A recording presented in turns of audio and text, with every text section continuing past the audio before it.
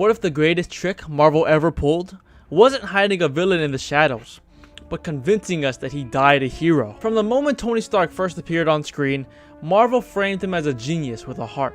A man who would slowly grow out of his flaws and into selflessness. But if you look closer, if you stop watching Tony Stark as a hero and start watching him as a man who believes he alone understands the future, a very different story begins to emerge. One where Iron Man isn't the opposite of Doctor Doom, but the blueprint for him. Tony Stark never wanted to save the world because he loved it. He wanted to save it because he didn't trust it. In Iron Man, his awakening doesn't come from empathy. It comes from loss of control. His weapons fall into the wrong hands. His genius is used without his permission. And from that moment on, Tony's obsession isn't morality, it's oversight. He stops building weapons publicly, but privately, he becomes something far more dangerous. A man trying to design a future where nothing can happen unless he allows it. That mindset is not heroic, it's territorial. It is the same exact belief that defines Victor Von Doom. As the years pass, Tony doesn't grow away from the instinct. He doubles down on it. Every suit is faster, smarter, more dangerous. He creates artificial intelligence not as a companion, but as a replacement for human error. Look at Jarvis, look at Friday, the Iron Legion. These aren't side projects, they are attempts to remove unpredictability from the world. Tony believes chaos is the enemy, and chaos, in his mind, is humanity itself. Doctor Doom reaches that conclusion openly. Tony Stark reaches it quiet. Ultron is often treated as Tony's greatest failure, but that's a misunderstanding. Ultron wasn't a malfunction, he's an unfiltered expression of Tony's philosophy. A suit of armor around the world, a single intelligence deciding what peace looks like. Tony doesn't reject Ultron because the idea is wrong, he rejects it because Ultron acts without Tony at the center. That's the crucial detail. Tony doesn't want protection without oversight.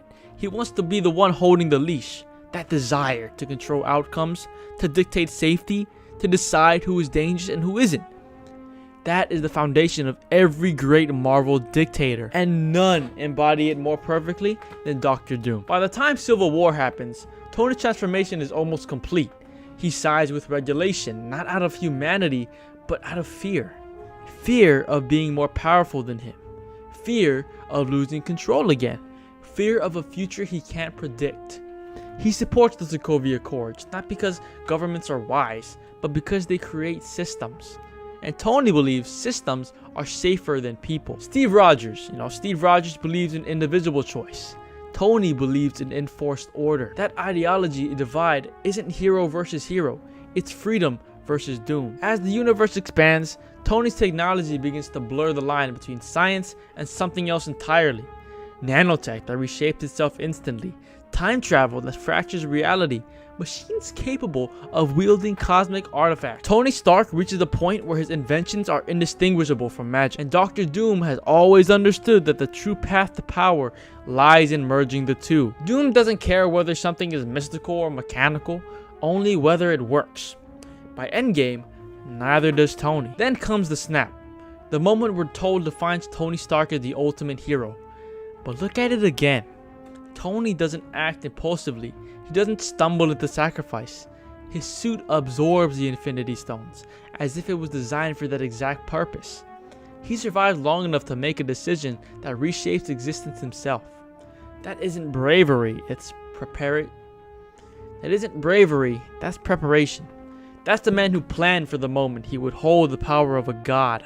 And when he snaps, he doesn't just save the universe, he proves he was right all along, that the fate of everyone is safest in his hands. And then Tony Stark dies, or at least the story says he does. But Doctor Doom has never needed to survive as a man. He survives as an idea. Tony leaves behind technology scattered across the world, intelligence embedded in systems, influence baked into the future of humanity. His death doesn't erase his control, it immortalizes it. A hero remembered is never questioned. A villain in the shadows can do whatever is necessary. Doctor Doom cannot exist in a world where Tony Stark is alive, beloved, and visible. Doom can rise without resistance, masked, distant, no longer seeking approval, no longer pretending to be human. What we call Victor Von Doom may simply be Tony Stark after shedding guilt, after abandoning the need to be liked, After realizing that saving the world once isn't enough, you have to rule it to keep it safe. Iron Man was always a man behind the mask, a genius separated from the world by his armor. Doctor Doom just never takes the mask off.